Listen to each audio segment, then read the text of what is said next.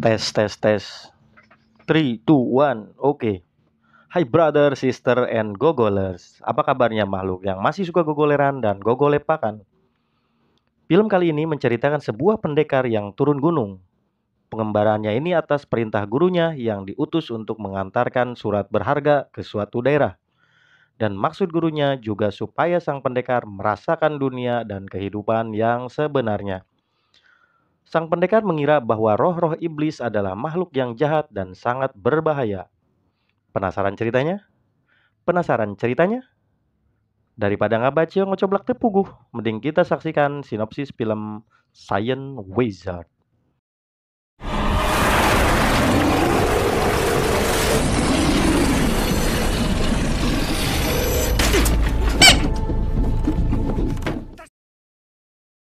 Awal film memperlihatkan sekelompok polisi setempat bertingkah konyol yang membawa peti mati. Ternyata isi dari peti itu adalah beberapa gadis gumentot yang diculik oleh para polisi konyol.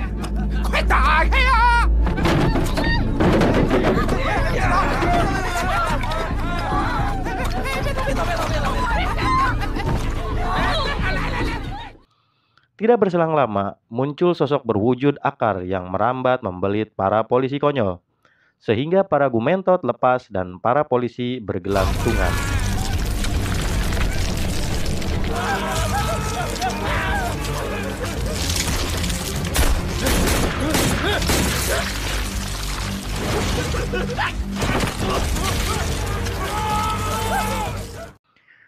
Di awal perjalanannya, sang pendekar datang.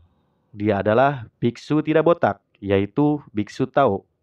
Kita panggil saja Biksu Gondrong. Dengan mengeluarkan jurus Kamehame, Biksu Gondrong menyelamatkan para polisi konyol. Dari sini, kita sudah melihat siapa yang benar, siapa yang salah.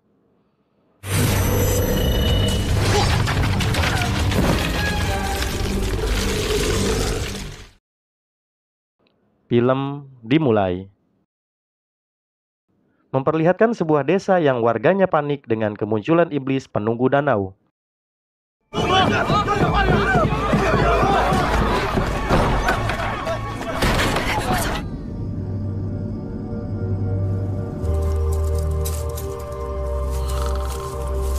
Seorang pengangguran dengan santainya abok di atas perahu. Dan tiba-tiba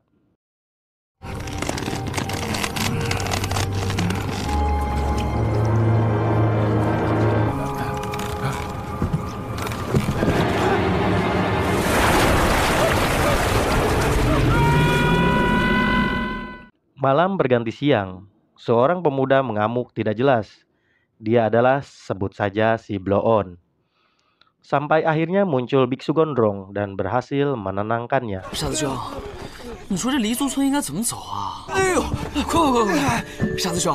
Di tengah obrolannya, si Bloon meminta tolong kepada Biksu Gondrong untuk membunuh iblis penunggu danau yang sudah meneror dan membunuh banyak penduduk setempat. Tidak banyak cincong, malam pun tiba.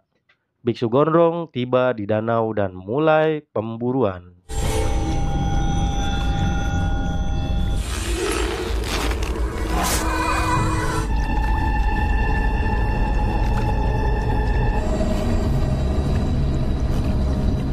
Tidak disangka, ternyata iblisnya itu bak bidadari turun dari kayangan.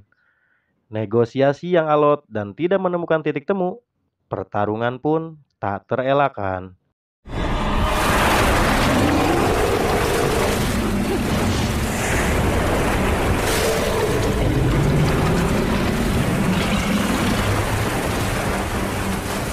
Gadis yang cantik jelita itu seketika menjadi monster ikan gabus. Dengan satu tembakan Kamehame, monster ikan itu pun mundur. Biksu Gondrong mencoba mengejar dengan cara numpak di punggung monster. Tapi monster itu terus berenang ke dasar danau.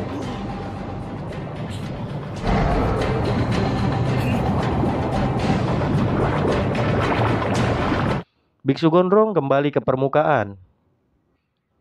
Setibanya hanjat dari danau, Biksu Gondrong ditolong warga sekitar untuk sekedar mengeringkan baju.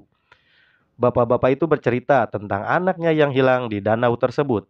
dan menceritakan kronologi munculnya iblis perempuan cantik pendunggu danau itu.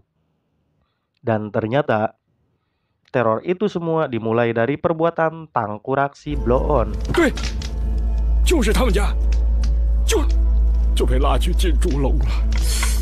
那个女子就是王家新入门的妾室。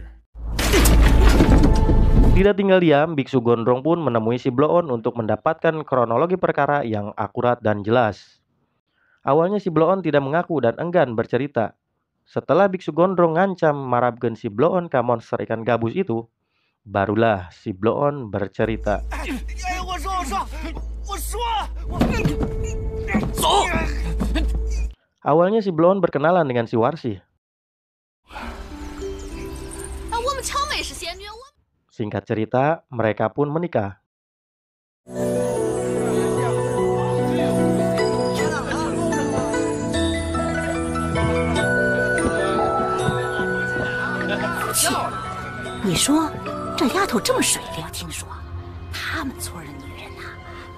Tetapi ibunya si Bloon tidak merestui hubungan mereka.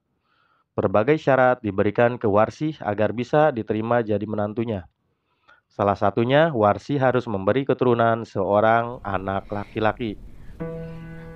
发誓，此生此世，我一定好好保护好你。 Singkat cerita lagi, Warsi pun hamil dan melahirkan anak laki-laki. Walaupun sudah memberi keturunan laki-laki namanya penyakit hati, ibunya si Bloon tetap dengki dan benci sama Warsi. Sampai akhirnya ibunya si Bloon memfitnah Warsi.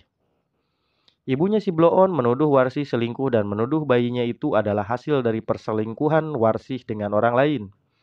Kemudian Warsi pun dihukum oleh warga sekitar dengan cara ditenggelamkan di danau tersebut. Sampai akhirnya Warsi pun menjadi iblis penunggu danau dan meneror warga sekitar.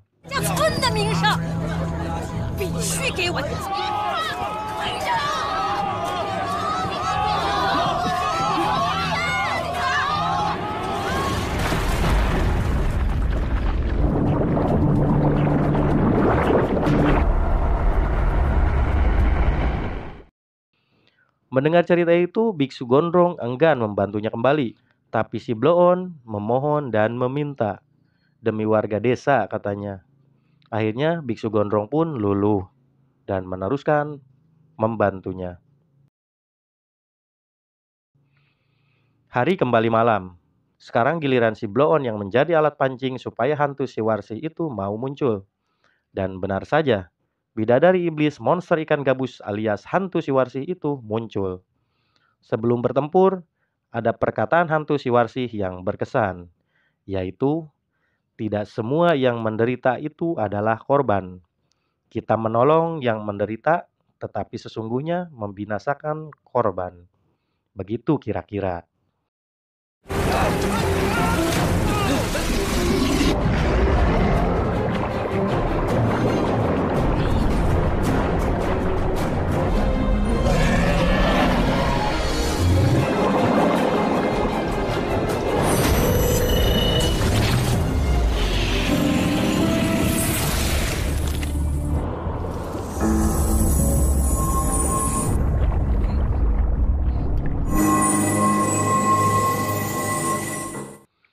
Setelah hantu si Warsi musnah, Biksu Gondrong dan si Bloon kembali ke permukaan.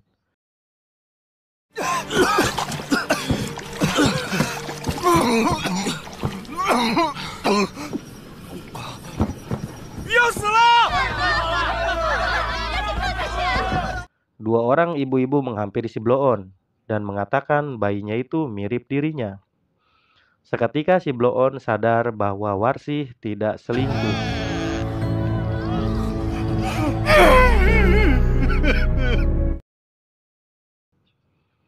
Biksu Gondrong kembali melanjutkan perjalanannya.